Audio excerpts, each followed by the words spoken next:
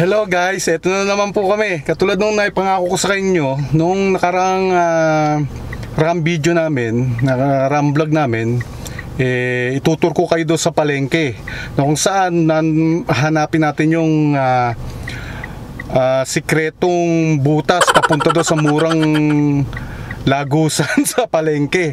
Mura yun mura raw. So nakakapamili naman kami raw, mura talaga. So samahan nyo kami para malaman tuloy natin yung at ma-share ko sa inyo yung mga murang nabibilihan namin doon sa palengke ng Imus. So let's go!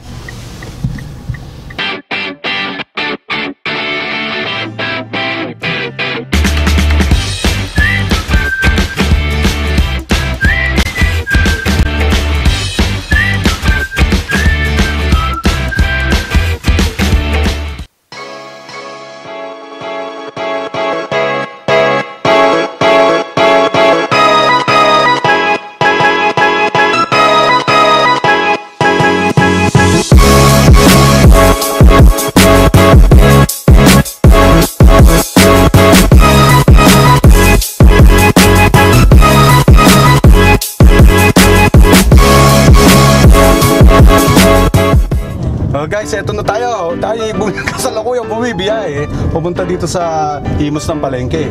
So ngayon, ang mangyayari nito papakita ko rin sa inyo yung kahit papano kung kayo nakatira rin sa may buhay na tubig, subdivision sa buhay na tubig, pakita ko rin sa inyo yung way.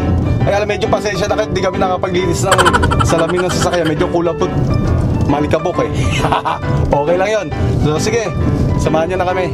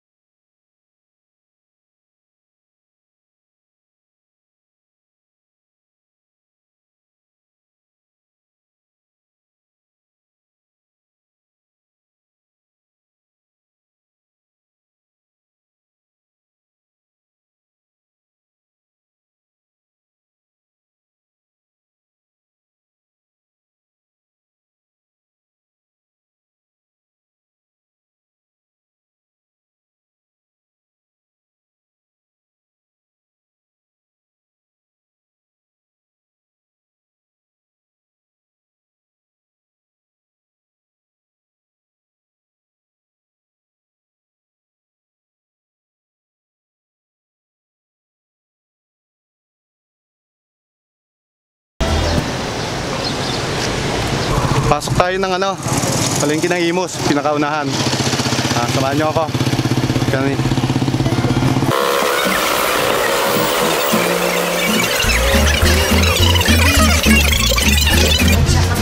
Ito yung pinakaunahan ng palengke. Medyo marami pang sarado. Punta tayo sa si ate, ay ate. Punta tayo sa sa wet market. Wet market tayo. Ayan, merong lugawan.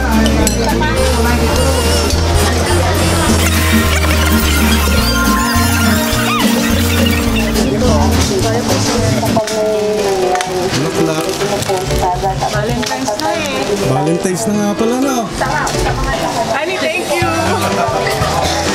Salamat! Tanong natin kung magkano yung mga bulaklak rito sa Imus. Magka-Valentine's na kasi. Kasi meron mga artificial to no? Meron din po kami. Meron din daw silang yung Artificial na. Yung hindi artificial at saka yung artificial.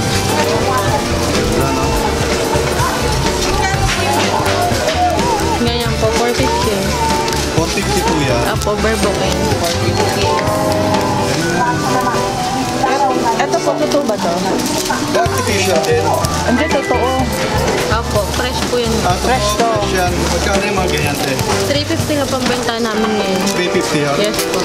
Pag magpa-Valentine's po, magtataas pa siya eh. Oo, kasi ganun po ang ano namin ngayong... Oo. Opo, ngayon. Yun pala, pag padating na yung Valentine's, magtataas pa siya. So, habang, di ba tumatagal naman yan, di ba? Lalagyan lang sa tubig. Opo, mga 3 to 4 days. O, 3 to 4 days. Bago mag-Valentine's, siguro mga 10, punta na kayo rito. No? Tapos, lagyan nyo na lang muna sa tubig, wisik-wisik lang ng konti. Bababad lang ng konti, bababad lang daw, wisik-wisik. Tapos yun, papabutin. Para hindi mag-dry daw. Sige, pasalamat tayo kay ate. Ate, pangalan mo, te? May ano po. Ayan, pasalamat po, ate Mayan. Thank you po. So, unang palengke, tapos daanan ulit, tapos pangalawang palengke. So, hindi pa tayo doon, dito tayo. Papuntang wet market na to. Sa unang wet market. Halika guys, tayo.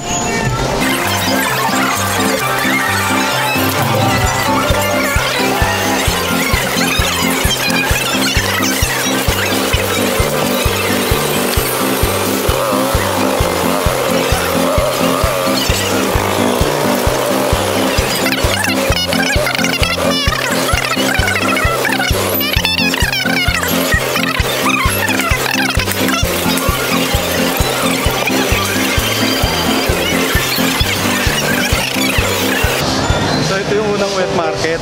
So malalaman dito, makukumpara natin yung mga presyo nila. Ito yung una yung una.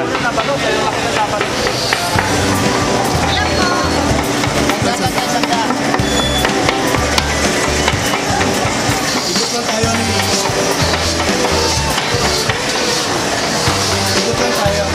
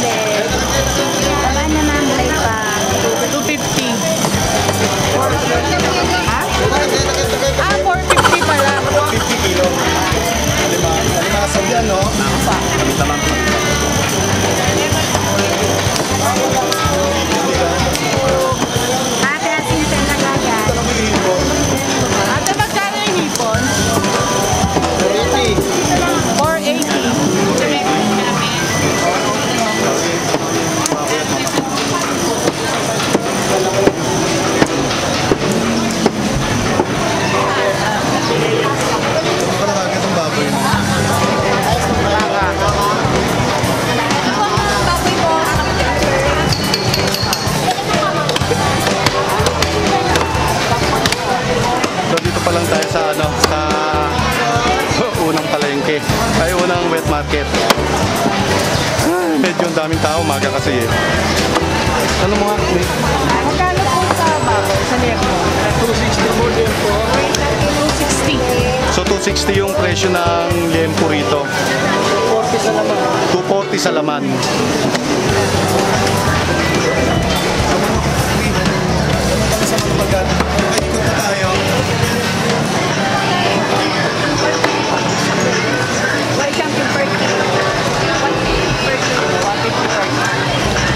Ang manok dito 150 per kilo sa unang palengke, sa unang wet market.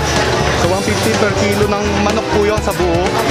Tapos, hindi, sa buo yun eh. 150 is pag sa portion, iba-ibang portion, iba-ibang presyo nila.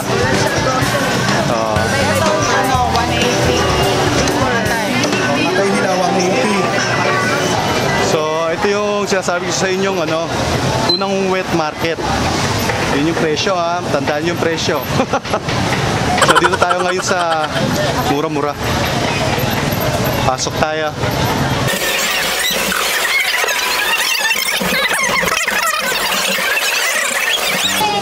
ang sinasabi ko sa inyo na lagusan. Ito muna.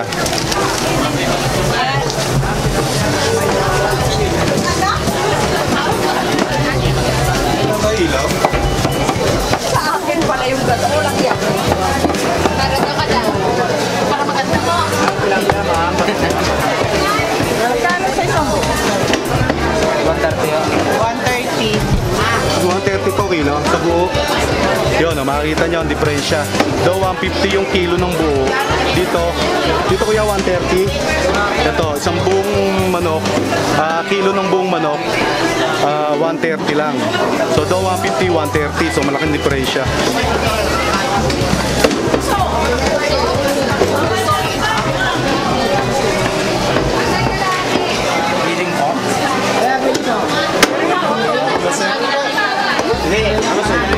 Ano kilo naman na doon?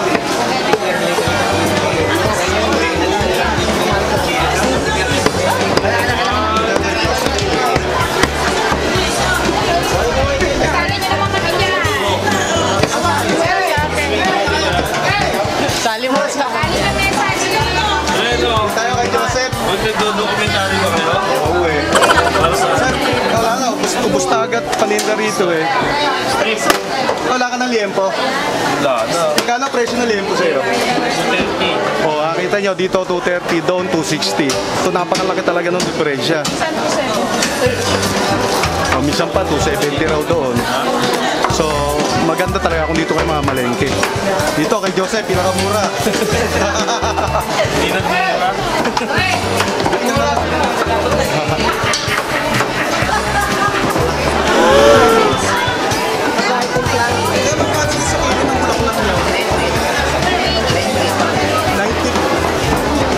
Ito, 90 pesos. Ano? Bulaklak ng baboy. 90 pesos lang kilo. Kilo. 59. Misa-misa lang tayo makakatikim nitong bulaklak ng baboy. So 90 lang yung kilo, murang-mura. So bili tayo 2 kilo. Ipon nila. Kaya mo pa ba? Kaya mo.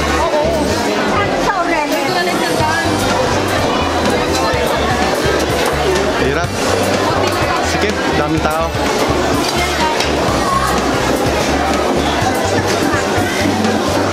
Ate, magkano sa hipon? Hipon, 75 1/4. Ate, ano tawag siya? Ano na to? Sa pusit na to? Ito, may pusit kalawang dito. Magkano kilo ng pusit kalawang? 150 kilo. Sige, ikot tayo ha. Sige, thank you po. Ano yan? Ang tawag yan? Sa hipon na yan? Hipong urong meron din dito. Sikip nga lang, masikip. Dito kasi hanggang alas 10 wala na rito eh. Alas 10 ng umaga wala na rito. Halos ubos na lahat. So kapag tanghali kayo pumunta, wala na kayong aabutan. Pero kung mga alas 9, alas 9 pataas, alas 10, pag medyo magkakaubusan na, babaksak pa sila, presyo rito nagbabaksak pa. Boss, magkano sa kasim?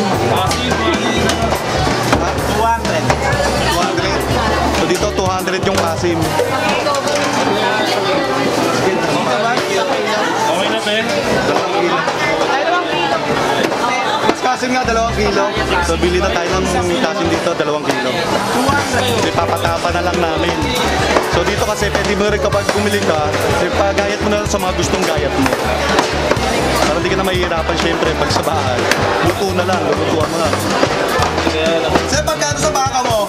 Ang aman is 330, ang buto 270. 330 yung laman ng baka, tapos 270 yung may buto. Hello mga guys. Dito kayo bili sa inyo. Ayos na. Thank you. Thank you. Thank you. Ayan dito. Ay, lang lang.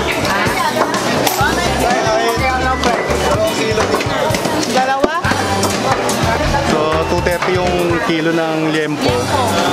Kuha tayo ng 2 kilo. Nasa dilaw. 230 kilo na liempo? Yes, yes sir. Ayun, 2 kilo mahigit. 460. 467 o 460 na lang. Sobra ng 7 pesos.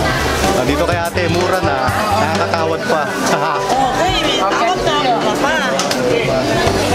Opo, kami.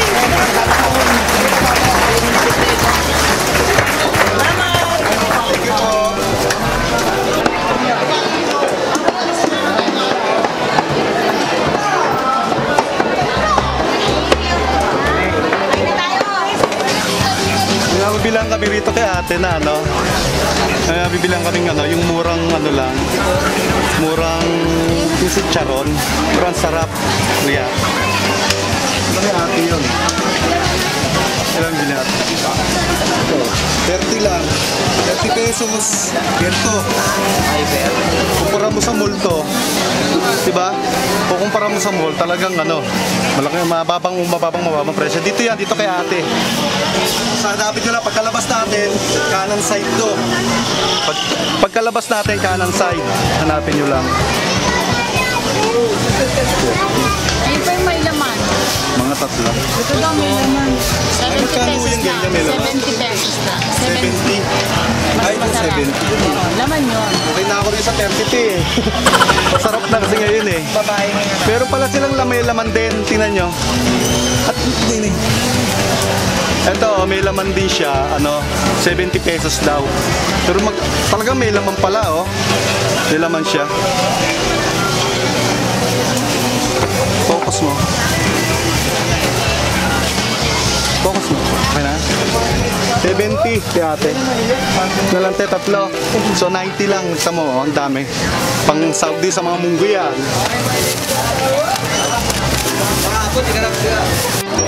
Ay ano, baka may makalimutan pala tayo ng mga longganisang imus dito. So bili tayo siguro mga kahit 1 kilo. Sarap din dito yung longganisang imus kasi ano siya, mabawang. So masarap talaga. Merong dalawa silang ano, no?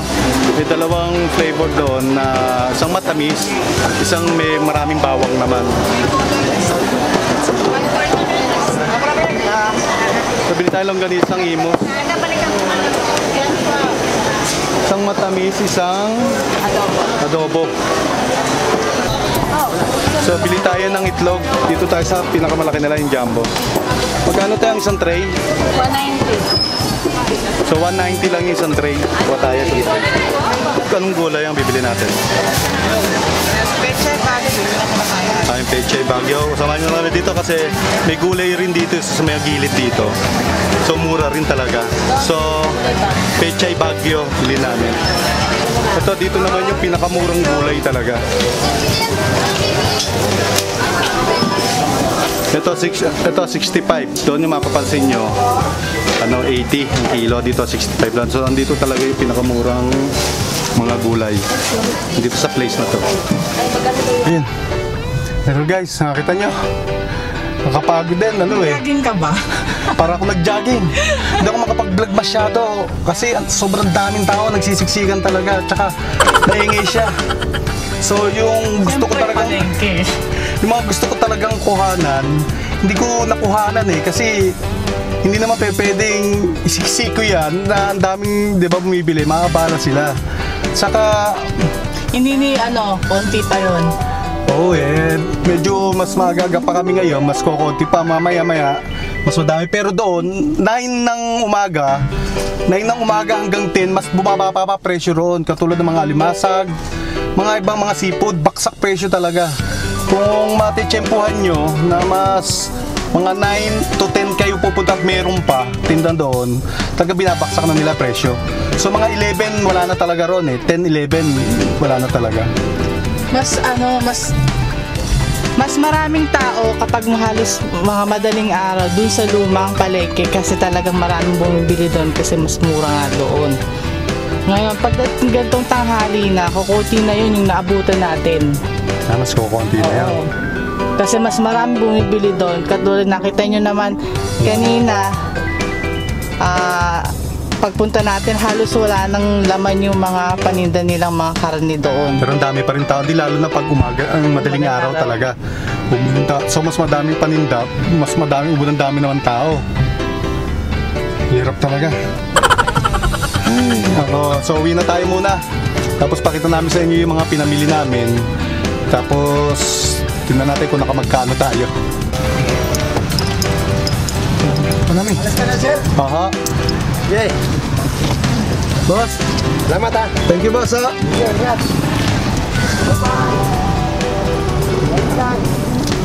Thank you, boss.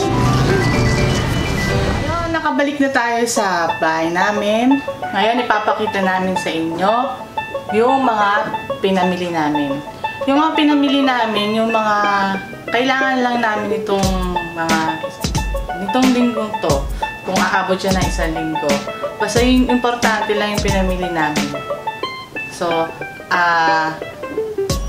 papakita namin sa inyo, tapos sasabihin namin kung ano yung presyo ng bawat isa, tapos ito-total natin kung magkano ba yung nagastos natin sa pinamili namin ngayon.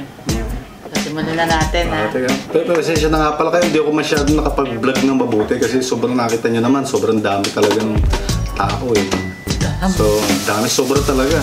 So, ang hirap kumilos kasi babangga yung yung camera. So decide na lang ako na hindi masyadong mag-vlog na kasi sobrang ingay din eh.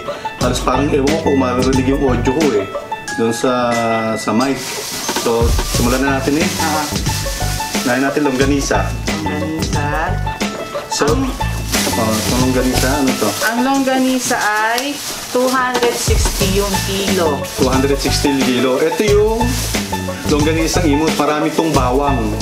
Ito yung adobo kung tawagin nila. Tapos meron din yung matamis. So imos din to. So 230 ang kilo nito. 260. 260 ang kilo. Pumili tayo 2 kilo. So magkano? 520. 520 itong dalawa. Ayan. Tapos, bumili rin kami ng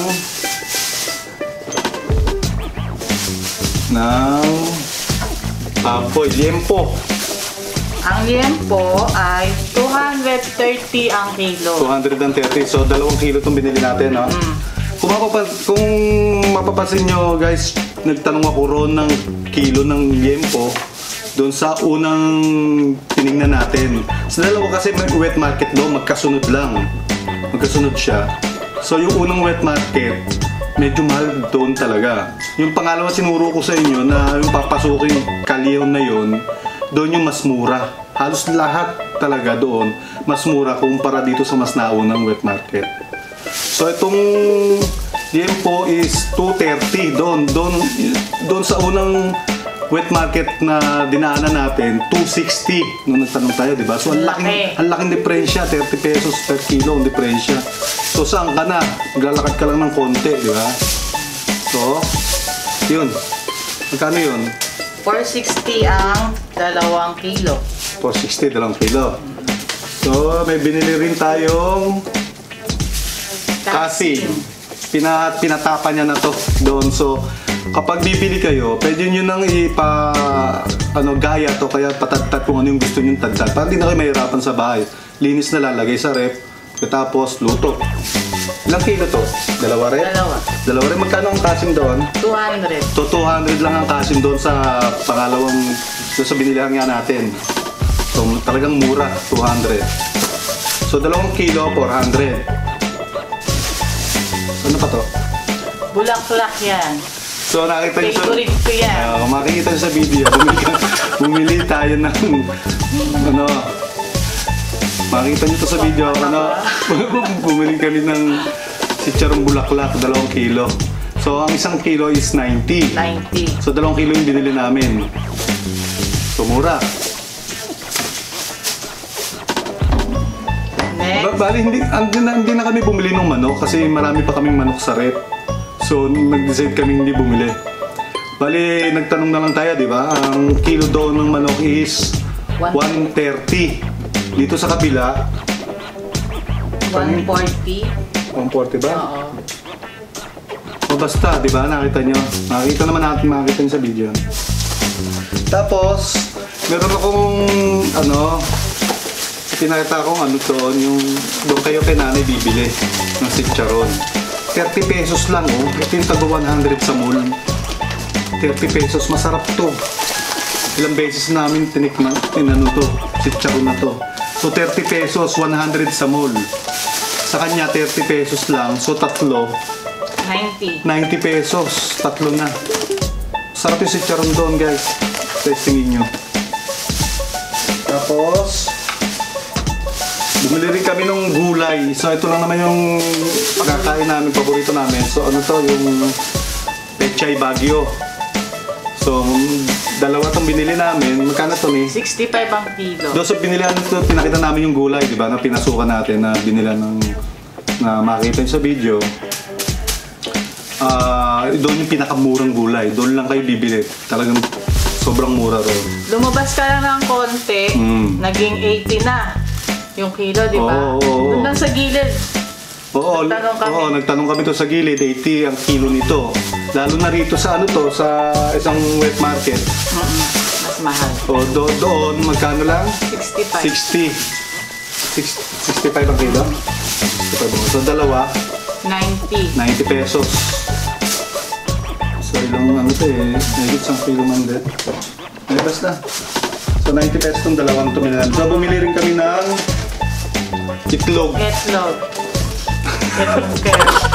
Pero ito itlog na to, binili namin to sa doon na sa may pangalawang, sa unang wet market. Kasi wala namang itlog doon eh. So, bumili kami ng isang tray to, no? Isang tray. Bali, makita nyo sa video yung isang tray. So, isang tray, ilang piraso yun? 30. 30 pieces. So, magkano? 190. 190 yung isang tray. So, mura na rin. So, siguro nagkakalaga to. Jumbo to eh. Na itlog. Nagkakalaga to siguro ng equivalent pa siguro mga 6.66, no? 6 pesos, 0.66 centavos. Bawat isa. So, ano pa?